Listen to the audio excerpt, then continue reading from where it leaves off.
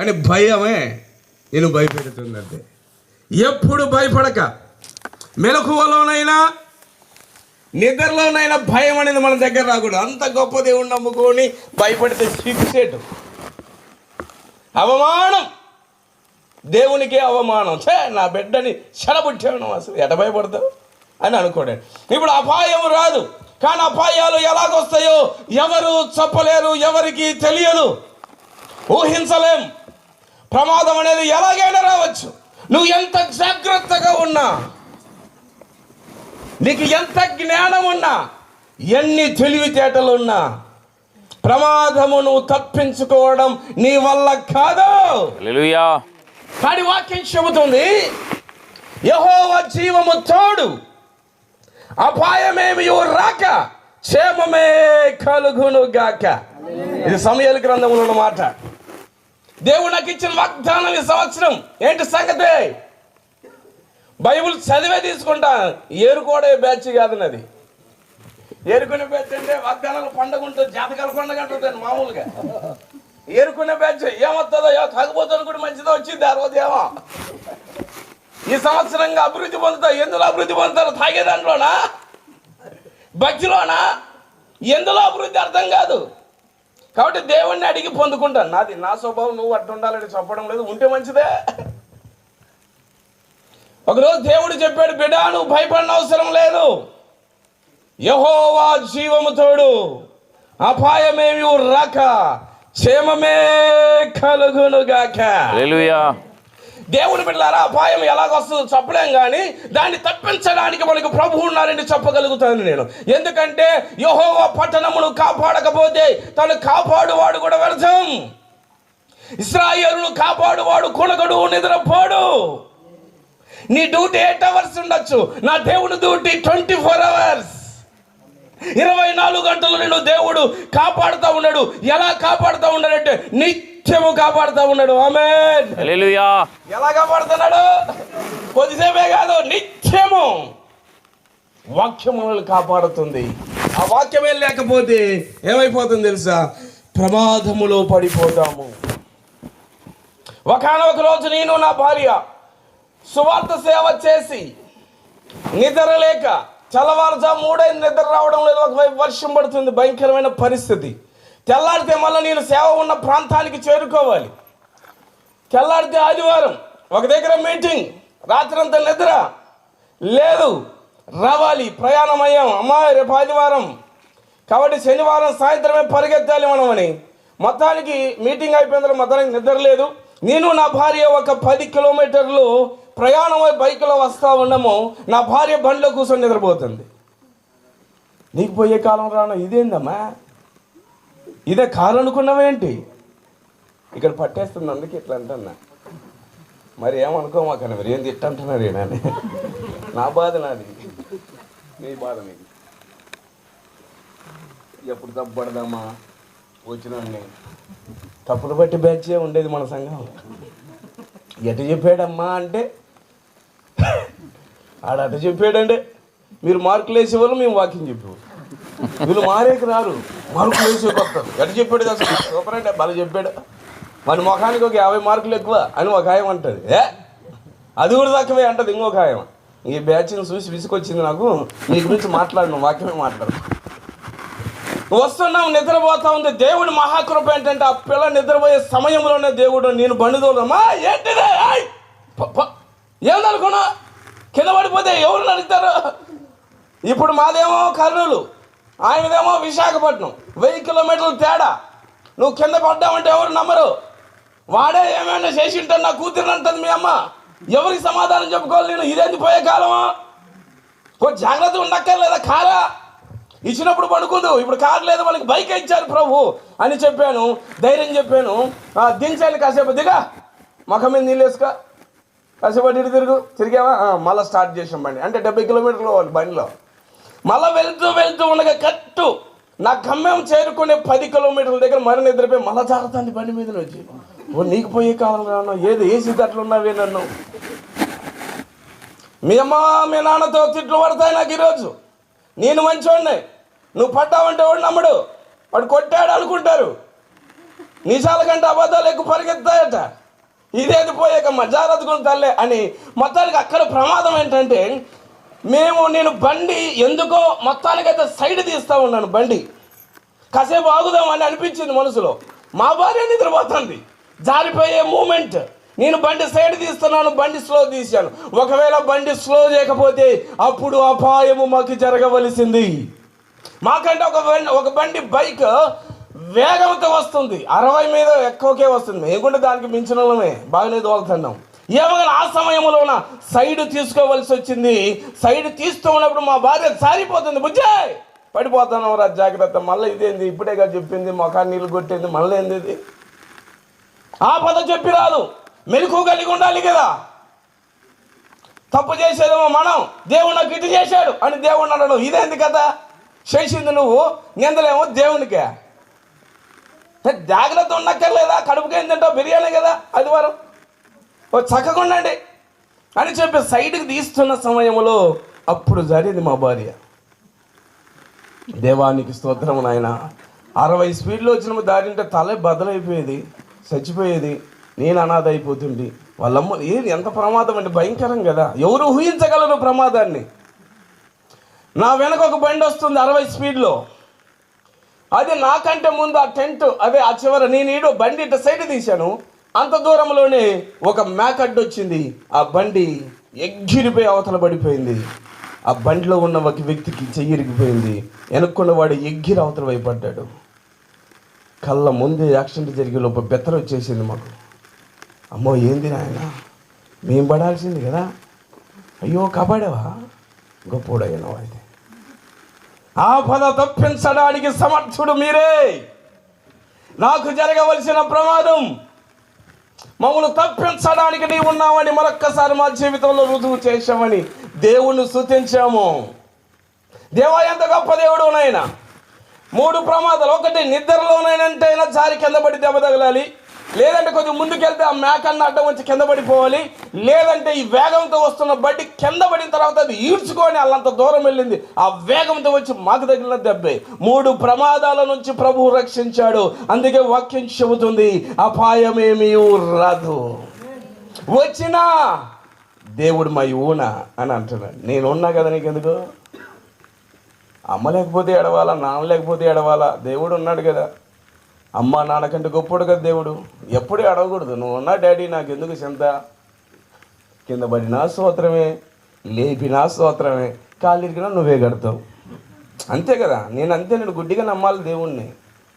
నువ్వు పడిపోయినా దేవుని ప్రణాళికలో ఉంటేనే పడతాం. పడ్డామంటే కట్టాల్సింది ఆయన, నా దగ్గర లెక్కేం లేదు. ప్రమాదాన్ని తప్పించగలడు అనడానికి ఇంకొక సంగతి చెప్తాను. నా తండ్రికి హార్ట్ ప్రాబ్లం వచ్చింది, మా దగ్గర లేడు. మా నాన్న ఎక్కడో అల్లంత దూరంలో ఉన్నాడు. నేను సేవేమో గుంటూరులో చేస్తున్నాను. గుంటూరు పట్టణం నుంచి అలాగ ఊరికి వెళ్ళి ఒకసారి చూసొద్దాం అమ్మనాన్నని. 7 సంవత్సరాల తర్వాత అలిగెళ్ళానులే, యేసుప్రభు సేవ ఎట్లా చేస్తావు చూస్తామన్నారు. చేస్తాను, నువ్వు చూస్తామని చెప్పి వెళ్ళిపోయా బయటికి. మొత్తానికి అయితే మా సంధి కుదిరించి మళ్ళీ మాట్లాడుకున్నాం, కలిసిపోయినాం. చూసేకి వస్తే మా నాన్న సాయంత్రం వరకు బాగా కష్టపడ్డాడు, పని చేసి వెళ్ళిపోయాడు. బంధువులకు వెళ్ళిన తర్వాత హాస్టోక్ వచ్చేసింది. అరే అబ్బాయ్, మీ నాన్న చనిపోతారు బ్రతకడు అని ఫోన్ చేశారు. ఎవరమ్మా నువ్వు చెప్పడానికి, బతకడని దేవుడు చెప్పాలి నాకు. ఇలాంటి బిత్తిరి మాటలు నేను విని భయపడే రకం కాదు. నువ్వు నాశనం అయిపోతావంటే భయపడను, నీకు పోయే కాలం రాడన్న భయపడం. ఏతులేని శాపం అసలు తగలదని వాక్యం చెబుతుంది. మంత్రాలకు సెంతకాయలే రాలో, నువ్వు చెబితే ఏమవుతుంది నాకు అసలు, అవునా కదా. ఇప్పుడు మా నాన్నకి అలాంటి ప్రమాదం వచ్చింది, అయిపోయింది. తెలకన్నులు వేస్తా ఉన్నారంట, చచ్చిపోతాడేమో అని అనుకుంటున్నారు. మా అమ్మగారికి మేనమామలు అన్నదమ్ములు 5 మంది. మేనమామ గారు ఫోన్ చేశారు, రే మీ నాన్న చావు బ్రతుకుల్లో ఉన్నాడని చెప్పాడు. మొత్తానికి కొద్దిగా ఊపిరి అలాగ వచ్చింది మా నాన్నకు. నా కొడుకు ఒకడు ఉన్నాడు, ప్రభుని నమ్ముకున్నాడు, వానికి ప్రార్థన చేయమని చెప్పండి అని ఫోన్ ఇచ్చాడు. ఎందుకంటే మా నాన్న పంచ విగ్రహారాధన అంటే తాయితలు వేస్తాడు, మంత్రాలు వేస్తాడు. మాకు పెద్ద గుడి ఉంది లేని దాంట్లో మా నాన్న పూజారి. అప్పుడప్పుడు నేను కూడా అసిస్టెంట్ పాస్టర్ ఉన్నట్లు అసిస్టెంట్ పూజారి, అటువంటి పరిస్థితి. ఇప్పుడు మా నాన్న, ఏ డాడీ మరి నేను ప్రార్థన చేస్తాను బాగైతుంది, నేను నమ్ముచున్నావా? ఎందుకు నమ్మదా? పోయే కాలం వస్తే అందరూ ఇవే మాట్లాడతారు. చివరి వరకు నిలబడే వాళ్ళు కావాలి మాకు. రోగం వచ్చినప్పుడు నిబంధనలు అక్కర్లేదు. సావు రోగం వచ్చినప్పుడు మంచం మీద ఉన్నప్పుడు ఎదుగా తండ్రి జీవిత కాలం రుణపడి ఏమన్నారు అంతా దొంగ ప్రార్థనే. వాళ్ళు అంటూ ఎంతమంది చూడలేదు. నాకు వార్త చెబితే నేను ఎట్లా నమ్ముతాను? ఏం చేస్తాం మరి, నాన్న కదా. కాదు నాన్న, ఒక సంగతి, ఎంతమందిని దేవుళ్ళు మొక్కుతున్నా ఒకసారి వాళ్ళని తలుసుకో. ఎవరు చేస్తారేమో, ఎందుకు నా ప్రార్థన ఎందుకు, మా దేవుడు ఎందుకు, నీకు ఫస్ట్ వాళ్ళని చూడు, ఒక చూపు చూడు అన్న. ఏం లేదు, అప్పుడు నువ్వు చూస్తానే ఉన్నాను వాళ్ళని. ప్రాణం పోయేటట్లుంది కానీ వచ్చేటట్లు ఏం లేదు నాయన, చైరాలు చేయి ప్రార్థన. నేను చేస్తే ఏం జరగదు, దేవుడు నమ్ము. నాలో ఏం లేదు, నేను పట్టుకోండి, ఓన్లీ 0, కేవలం హీరో దేవుడే, నమ్ముతున్నాను అన్నాడు. సరే, చిన్న ప్రార్థన 1 నిమిషమే చేశాను అంతే. ప్రార్థన చేసేసి పెట్టేశాను, బైబిల్ తీసుకున్నాను, పాటల బుక్ తీసుకున్నాను, మందిరంలోనికి వెళ్ళి కూర్చొని ప్రార్థన చేస్తున్నా. సమస్య పెద్దది ప్రభువా, ఆశమాష ప్రార్థన సరిపోదు. సమస్య కొండంత అయినప్పుడు ప్రార్థన కూడా అంతే ఉండాలి అని మోకరించి ప్రార్థన చేస్తున్న గంట అయింది, ఫోన్ వచ్చింది, అయిపోయింది మీ నాన్న అని చెప్పారు. ఓరే నాయన, ఇదేంది ఇట్లా చెప్తున్నాడు, రావాలి మీరు ఎక్కడున్నా, ట్రీట్మెంట్కి తీసుకెళ్ళాలి మీ డాడీని అన్నారు. చిన్న పెద్దన్న అందరూ పిలిచారే రండ్రా అని మా అమ్మ పిలుస్తున్నా, ఎవరు రాలే. అమ్మ ఎవరు అక్కర్లేదు, మనకు దేవుడు ఉన్నాడు. అందరూ అలాగే చెప్తారు కానీ దేవుడు కాపాడుతాడు. వాళ్ళ మాట వినకు, నేను చెప్పే మాట విను. బిత్తరి ఇలాంటి భయపెట్టే మాటలకు భయపడకు. దేవుడు ఎందుకున్నాడు, కాపాడతాడు. నమ్మకం ఉండాలి అంతే, తర్వాత సంగతి తర్వాత. ఫస్ట్ కానీ నమ్మాలి కదా. మరి ఆటో తీసుకున్నాం, అన్నయ్య కర్నూలు నుండి వస్తున్నాడు, తమ్ముడు వేరే దగ్గర నుండి వస్తున్నాడు, నేనొక్కడే ఉన్నాను, పాటలు పెట్టుకున్నాను, ఫోన్లో ప్రయాణం కొనసాగిస్తున్నాం. ఉన్నవాళ్ళు ఉన్నారు, ఒకే ప్రార్థన చేస్తున్నా. నేను సేవకు నా దగ్గర డబ్బులు లేవు. మా నాన్నకి ఇప్పుడు హాస్పిటల్ తీసుకెళ్ళాలంటే 20,000 కావాలా. 20,000 అన్నీ బాగానే చేయి, ఇవి 2 నేను చేయలేనివి, కానీ ఇవి 2 నీవు చేయగలవు. 20,000 ఇవ్వగలవు, లేదంటే బాగు చేయగలవు. ఇప్పుడు నా దగ్గర 20 లేదు, నేను బాగు చేయలేను. ఇవి 2 నా వల్ల కానివి, కానీ నీ వల్ల జరుగుతుంది, నువ్వు చేయగలవు. అందుకే నిన్ను అడుగుతున్నాను నేను.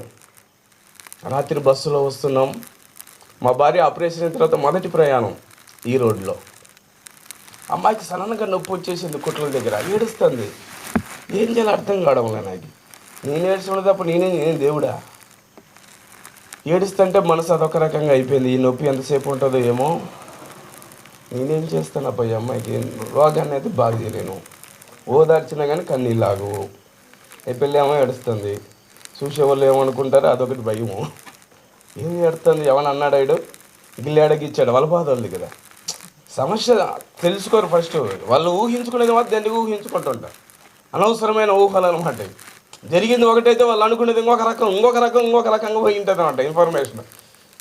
ఒకే మాట, దీర్ఘ ప్రార్థనలు నాకు నచ్చదు. అంటే చెయ్యాలి, తప్పని కాదు.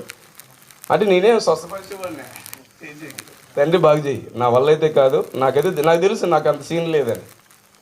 నేను బాగు చేయలేను, అమ్మాయి కన్నీళ్ళు తొడవగలను, కానీ ఆ నొప్పిని బాగు చేయని చెప్పి ఇది ఏమనుకో ప్రార్థన చేస్తున్నాను. ప్రభు నేను ముట్టేస్తాడు, బాగు చేస్తాడు. ఇంకంతే, కాసేపటికి బాగైంది. ఇక్కడికి వచ్చే వారికి ఎలాంటి సమస్య లేదు. అంటే దేవుడిని మనం అలాగనే నమ్మాలి, భయపడొద్దు. ఎక్కడ నాన్నకి ఇలాగ అయిందంటే మా అమ్మ ఏడ్చేస్తుంది, మా చెల్లి ఏడ్చేస్తుంది, మా తమ్ముడు ఏడుస్తున్నాడు, నేను ఏడితే గుండె ఆగిద్ది ఇంకా. కాబట్టి మనం గట్టిగా ఉండాలా. దేవుని బిడ్డలు ఎలా ఉండాలా? అన్నుల కంటే గట్టిగా ఉండాలి. సమస్యలో భయపడద్దు, జంకద్దు. గట్టిగా ఉన్నాం, భయపడకమ్మా, దేవుడు ఖచ్చితంగా చేస్తాడు. చూడు, 20 అన్న ఇస్తాడు, బాగానే చేస్తాడు. 20 ఎట్టిస్తాడు, నీకు అనవసరం. ఎట్టిస్తాడు నీకెందుకు అసలు? ఎట్టిస్తావు, ఎలా సమకూరుతావు 20? నీకు అవసరమా? ఆయన చూసుకుంటాడు, నీకెందుకు అంత డౌటు? దేవుని మీదే. ఎట్టిస్తాడు 20? ఎట్టిస్తాడు? పడేస్తాడు పైన నుంచి ఏమన్నా? నీకెందుకు పడేస్తాడో, ఉంచుతాడో, అటు ఎవరన్నా లేపుతాడో అనవసరం మనకి. కానీ మనం అంటూ విశ్వాసం ఉంచాలి. అలాగ ప్రార్థన చేసుకుంటూ వెళ్ళాము. అక్కడికి వెళ్ళే లోపు మనానికి పరిపూర్ణమైన స్వస్థత వచ్చేసింది. అంతే, అక్కర్ లేకుండా పని అయిపోయింది. అపాయమును తప్పించగలడు అనడానికి చెబుతా ఉన్నా. నా కుటుంబంలో జరిగిన సమాచారమే చెబుతున్నా, నేను ఎవరిది కాదు, నేనే సాక్షిని. నా తండ్రి ఇప్పుడు కూడా సజీవంగానే ఉన్నాడు.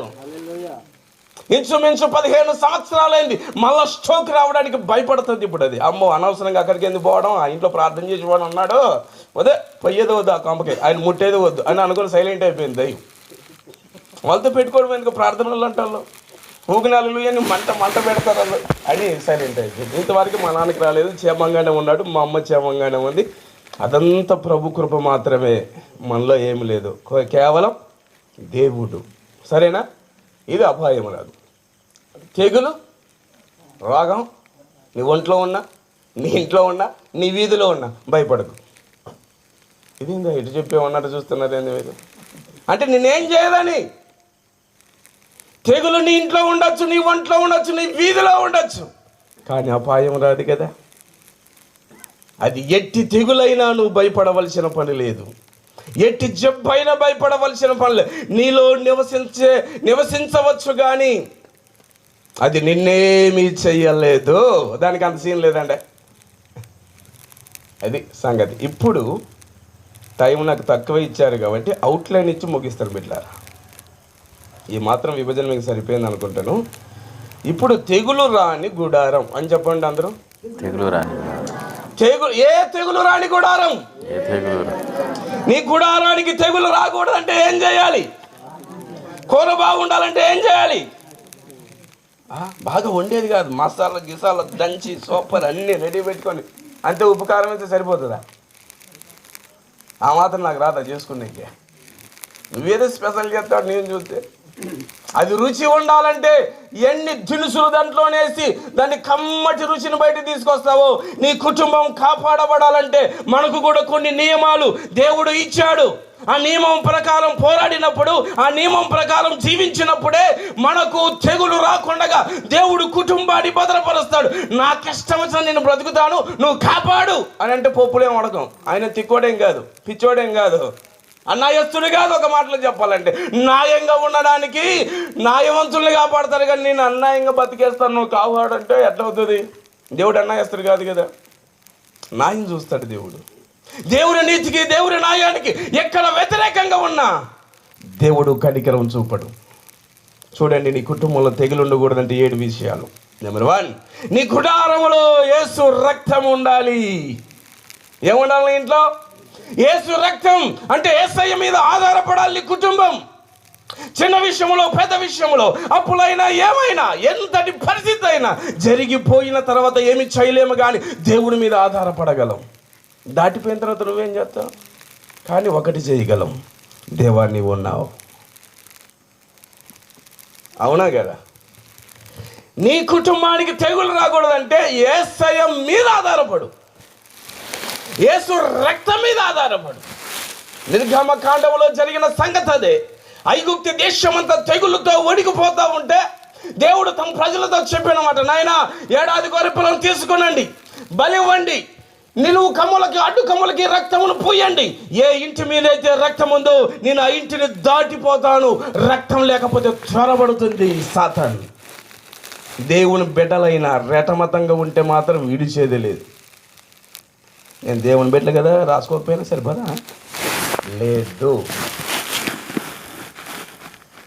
కొంతమంది రెటమతం బ్యాచ్ ఉంటారండి. ఏందో నువ్వు చెప్పిందని చేయాలా? ఏం చేయకపోతే చచ్చిపోతావా? పోతే ఎంత ఈ ప్రేమ అంటే వాళ్ళు నవ్వాలా ఏడవాలా అర్థం కాదు. కొంతమంది మాటలు చూస్తే ఏడుపు వస్తుంది, కానీ నవ్వాలా ఏడవాలా అర్థం కాదు. 3 రకాల ప్రజలు ఉంటారండి. 1 చెబితే వినేవాళ్ళు, 2 తంతే వినేటోళ్ళు, 3 అనుభవిస్తే వినేటోళ్ళు. కొంతమంది చెబితే వింటారు మంచిగా, కొంతమంది తంతే తప్ప అర్థం కాదు. అందుకదన్నాడా అని అనిపిస్తుంది అప్పుడు. కొంతమందికి అనుభవిస్తే తప్ప అర్థం కాదు. ఎంత చెప్పిన కదా నువ్వు అనుభవిస్తావు, అప్పుడు అర్థమవుతుంది ఆ పరిస్థితి.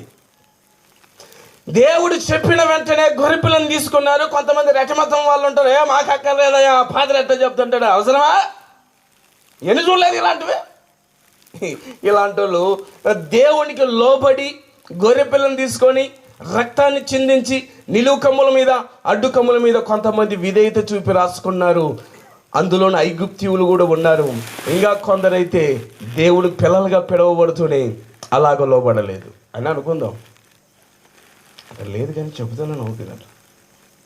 లోబడకపోతే ఏమవుతుంది? దేవుడు కనికరం లేకుండా చెప్పాడు. ఇదిగో అది ఏ కుటుంబమైనా యేసు రక్తం లేకపోతే గొర్రెపిల్ల యేసు ప్రభువుకు సాదృశ్యం. యోహాను భక్తుడు అంటే ఇదిగో లోక పాపములను మోసుకొని వెళ్తున్న దేవుని గొర్రెపిల్ల. మన పాపముల నిమిత్తమై యేసు ప్రభువు ఈ లోకానికి వచ్చారు. సర్వ మానవాళి కోసం రక్తాన్ని చిందించారు. ఏ భేదము లేదు. అందరూ పాపం చేసి దేవుడిచ్చు ఆశీర్వాదాన్ని పొందుకోలేకపోతా ఉన్నారు. కాబట్టి నీ పాపమును ఆయన మోసుకున్నాడు, నిన్ను విడిపించాడు. ఆయన మీద ఆధారపడమని చెబుతున్నా నేను.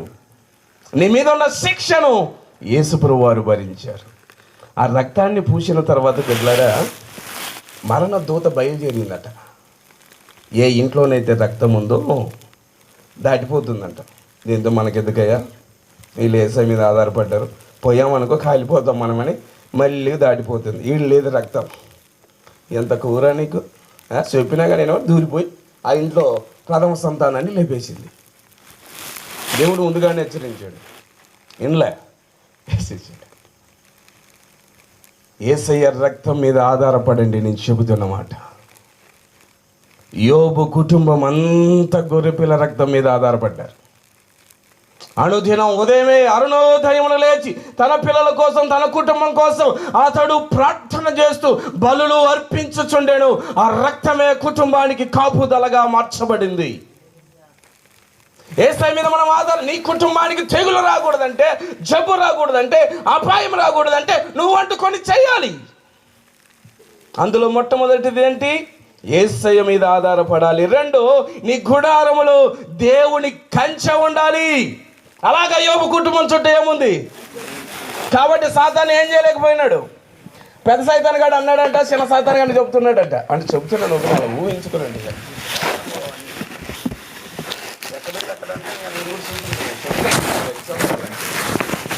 అంటుంది, ఏమరా యోబు గారి ఇంటికి వెళ్ళావా? వెళ్ళానండి. మరి ఏం చేసావు? ఏం చేయలేవు. మంట పెడుతున్నారు చుట్టూ. ఆ ఇంటి చుట్టూ కంచె, ఆ ఇంటి చుట్టూ ప్రహరీ గోడ ఉన్నట్టుగా ఆ ఇంటి చుట్టూ కంచె ఉంది. జ్వరపడదామంటే మొహం కలుతుందయ్యా, నేను పోలేకపోతున్నా, నువ్వు పోయి చూడు ఒకసారి తెలుస్తుంది అంటుందంట. చిన్నదేం పెద్దదేంతో నువ్వు చెప్పడం కాదు, నువ్వు పోతే నీ మొహం ఒకసారి కాలితే అప్పుడు తెలుస్తుంది. అగ్నేశాడు ఆ ఇంటి చుట్టూ దేవుడు. అతని పొలం చుట్టూ, అతని సంపద చుట్టూ, అతని పిల్లల చుట్టూ, కుటుంబం అంతా, అతని సొంతంతటిని దేవుని ఒక కాపుదల అతన్ని కాపాడుతూ ఉన్నది. మనం ఏమి చేయలేము. పక్కన మరియమ్మ ఉంది, ఆ ఇంట్లోకి దూరం అంటావా? అరే మరియమ్మ కదరా, నామకార్థం మరియమ్మే, దూరిపోతాయి యశత్తా అని అంటది. దూరుతుంది. భార్య భర్త గొడవ పెడుతుంది, అన్నదమ్ముల మధ్య గొడవ పెడుతుంది, అక్క చెల్లెల మధ్య గొడవ పెడుతుంది. యోబు కుటుంబంలో గొడవ పెట్టారంటే పప్పులు ఉడకం అంటే మంటుంది కదా. ప్రార్థన శక్తిని ఇంట్లో ఉన్నప్పుడు దయ్యం నీ దగ్గరకు రాదు. ఒక మాటలో చెబుతాను, మండే పొయ్యి దగ్గరికి ఏగలు వస్తాయా? ఎప్పుడు చూడలేదు. వచ్చినట్లా వచ్చింటే చూడండి, వచ్చినా కాలిపోయి ఉంటాయి. నువ్వు మండాలి, ప్రకాశించాలి. ఒకప్పుడు నువ్వు చూసి దయ్యం భయపడేది, ఇప్పుడు భయపడడం లేవా? చూసావా కథ? ఒకప్పుడు నువ్వు ఆ వీధిలో ప్రార్థన పెడితే వామో వచ్చింది, ఎక్కడ కూడా ఏమో ఎక్కడికంటే ఎక్కడ వస్తుంది, ఏ పెంచిదే అని అప్పుడు దయ్యం ఇప్పుడు మానవుడే. మనతోనేనంట సాతాను కాపురం పెట్టేసాడట. యేసయ్య అడిగితే మా ఓడి కదా, అంత సీన్ ఏం లేదు, మీ ఓడే పేరుకి, కానీ అన్ని నా గుణాలే ఉన్నాయి. ఎవరి గుణాలు? అన్నీ నావే. మనిషి మీ ఓడి, కానీ అందులో ఉండే హృదయం నాదే. ఆ మనిషి నా ఓడే, పేరుకు మాత్రమే క్రైస్తవుడు, ఏమీ లేదు. ఇంకా వాని స్థానంలో వాడు ఉండకపోతే ఇంకెవరన్నా తరుముతారా? ఉంటే నీ హృదయంలో, నీ ఇంట్లో యేసయ్య ఉండాలా, దయ్యమైన ఉండాలా. ఇద్దరు కలిసి ఉండరక్క, కలిసి ఉండరు. అన్నదమ్ములు కలిసి ఉండడానికి అన్నదమ్ముల వల్ల అవడంలా, ఒక తల్లి పిల్లల వల్ల అవడం లేదు కలిసి ఉండడం. సాతాను దేవుడు ఎట్లుంటారు అనుకుంటున్నారు మీరు? కొన్ని రోజులు స్వాత్రం, కొన్ని రోజులు ఆత్రం. ఏందయ్యా ఇది? కొన్ని రోజులు యేసయ్య, కొన్ని రోజులు దయ్యము. ఎక్కడ లేని థియాలజీ మీరు చేస్తూ ఉంటారు. అసలు మిమ్మల్ని చూసి నేర్చుకోవాలో, కాలేజీకి వెళ్ళి నేర్చుకోవాలో అర్థం కాదు ఒక్కోసారి. అంటే కొత్త బోధ నేర్చుకోవచ్చు అన్నమాట. 2, నీ గుడారములో దేవుని కంచె ఉండాలి. 3, నీ గుడారములో ప్రార్థన ఉండాలి. ఎంతమంది కుటుంబాలలో ప్రార్థన జరుగుతుంది ఈరోజు? చెబుతున్నారే కానీ చేస్తున్నారా? ఎన్నిసార్లు చెప్పాలి? మాకు చెప్పి తీసుకొచ్చింది. మిమ్మల్ని తిట్టికి మాకు శాపం వస్తుంది. అసలు మీది నాకు సంబంధం లేదు. ఈయన ఈ ప్రసంగం చెప్పమని చెప్పలేదు పెద్దయ్య గారు, ఏదో దేవుడు నాకు చెప్పమన్నాడు, అది చెబుతున్నా. మరి ఎంతమంది ప్రార్థన చేస్తున్నారు? నాకు చెప్పాల్సిన పని లేదు, నీ మనసుకు నువ్వే చెప్పుకో. నీ గుడారములో ప్రార్థన లేకే తెగులు, నీ గుడారములో ప్రార్థన లేకే అపాయం, నీ గుడారములో దేవుని కాపుదల లేకనే కదా అవన్నీ. నువ్వు ప్రార్థించాలి, దేవుని మీద ఆధారపడాలి. తర్వాత నీ కుటుంబంలో దేవుని కంచి ఉండాలి. 4, నీ గుడారములో పరిశుద్ధత ఉండాలి. అంటే పాపం ఉండకూడదు. పరిశుద్ధతకి వ్యతిరేక పదం ఏది? పాపం. నీ గుడారములో కానీ, నీ ఒంట్లో కానీ, నీ దేహంలో కానీ పాపం అనే సబ్జెక్ట్కి తావు ఉండకూడదు. ఎందుకంటే నీ దేహమే దేవునికి ఆలయం. దాన్ని జడిపితే నేనే ఊరుకోను, ఎసెత్తా నేను కూడా అంటాడు ఆయన. మాకులాగా ఊరుకునే రకం కాదు. చెడుపుతున్నావా? నాకు కూడా చెడపడం వచ్చు. నీకేనా? నీ దేహం నాదైతే నువ్వు చెడుపుతున్నావు, నాకు కూడా బాగా చెడపడం వచ్చు, వేసేస్తా నేను అంతే. అర్థం చేసుకునేది బిడ్డలారా, అపార్థం చేసుకోమాకండి. మన గుడారములో పరిశుద్ధత చాలా అవసరం. నీవు పరిశుద్ధంగా బ్రతకడం చాలా అవసరం. దేవుని వాక్యమే చెబుతుంది, నేను పరిశుద్ధుని కనుక మీరు పరిశుద్ధులై ఉండండి అన్నాడు. కానీ కొంచెం ఉండండి సరిపోతుంది అనలే. మీ వాళ్ళు మీకు అంత సీన్ లేదులే అని అనలే. నేనెంత ఉండగలను మీరెంత ఉండగలరని నిరూపించడానికి యేసుప్రభువు వారు శరీరుడిగా ఈ లోకానికి వచ్చాడు కదా. మనిషిగా ఈ లోకానికి దిగి వచ్చి పరిశుద్ధంగా ఉండగలరు అని నిరూపించడం కోసమే మనుషుని పోలికగా దేవుడు ఈ లోకానికి వచ్చి నిరూపించాడు పరిశుద్ధంగా బ్రతకగలమని. నువ్వంటావు లేవయ్యా సాతాను లాగింది, సాతాను లాగింది. ఏంది లాగేది? నువ్వు పడిపోయి సాతాను మీద నిందేస్తారేంది? వానికి ఏం పని నీ మీద? అసలు రక్షించబడిన వారి మీద సాతాను అధికారం ఏం ఉండదు. నువ్వు వాడుకుంటున్నావు అండి అంతే. మా వాడే లాగేశాడు, గుంజాడు. ఇంకా చూసుకో ఎన్ని చెప్తారో సువార్తలు. వద్దుగా వానికి ఏం పట్టిందండి మనల్ని గుంజేకి? అంత శీలం అనుకుందా? నన్ను గుంజమని చూద్దాం.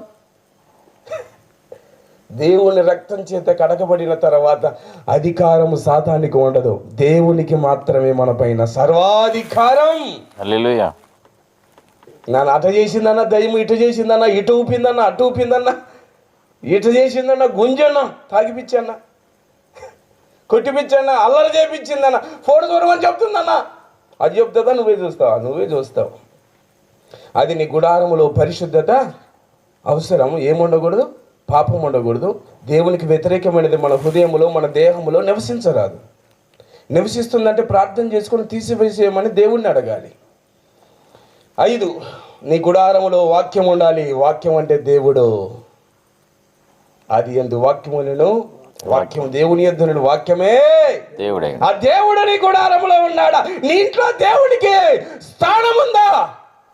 పాపానికి ఉంది, అన్యాయానికి ఉంది, అక్రమానికి ఉంది, వ్యభిచారానికి తావిచ్చావు, చెడ్డ పనులకు తావిచ్చావు.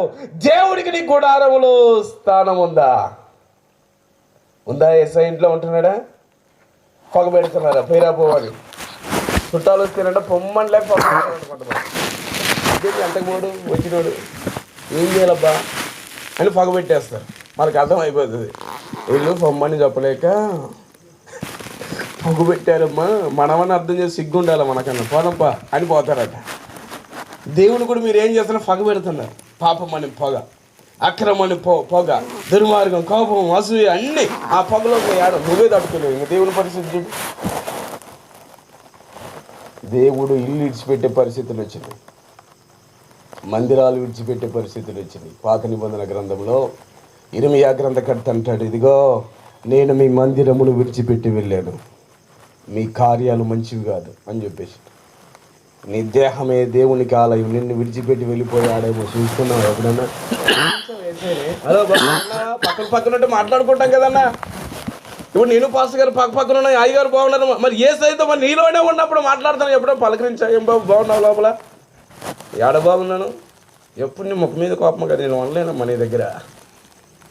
నీలో ఉన్న అపవిత్రం బట్టి నాకు నివాసం లేదు ఇక్కడ అని చెప్పేస్తారు. కాబట్టి నీ గుడారములో దేవుడి వాక్యం ఉండాలి, నీ గుడారములో దేవుడి సన్నిధి ఉండాలా. దేవుని సన్నిధి జరగాలి, ఆరాధన జరగాలి నీ గుడారములో. 7, నీ గుడారములో పరిశుద్ధాత్మ. నీ గుడారములో పరిశుద్ధాత్మ దేవుడు నివసించాలి అంటే నీవు పరిశుద్ధురాలవై ఉన్నప్పుడే జరిగే పని. ఎందరైతే దేవుని ఆత్మ చేత నడిపించబడతారో వారందరూ దేవుని పిల్లలు అవుతారు. శక్తి చేతనైనను బలము చేతనైనను కాక నా ఆత్మ చేతన ఈ కార్యమును జరిగించును. ఓ గొప్ప పర్వతమా నువ్వు ఎంత, అది ఆత్మ చేసే పని. ఎంత అదండి దేవునికి ఉన్న ప్రభావం, దైవ శక్తి, వాక్యములో ఉన్న బలం. చాలా మనం ఏడు చేసామంటే తెగులు రాదమ్మా, లేకపోతే వస్తుంది. ఎందుకు రాదంటే ఇట్లా లేకపోతే వస్తుంది, ఇట్లా జీవిస్తే రాదు. మరి పొద్దున్న వచ్చేసి పాస్టర్ గారు అటు చెప్పాడు, మరి మాకు కష్టం వచ్చింది, తెగులు వచ్చింది, అంత అబద్ధ వాక్యం అంటే నేనేం చేసేది? మీరు అటు జీవించమని చెప్పింది వాక్యం, చదువు చేసేది కాదు. అలాగ జీవించినప్పుడే మన కుటుంబాలు సమృద్ధిగా అనేకులకు దీవెనకరంగా మాదిరికరంగా నిలబడతాయి. దేవుడి వాక్యం దీవించి ఆశీర్వదించారు. ఆమేన్. ఆమేన్. సమయం ఇచ్చిన పాస్టర్ గారికి మా హృదయపూర్వకమైన వందనాలు. Thank you. ప్రార్థన. అందరూ అలాగా మోకరించి తలలో వంచి కళ్ళు మూసుకున్నట్లయితే ఈ వాక్యాన్ని ఒకసారి జ్ఞాపకం చేసుకుని, ఏ తెగులు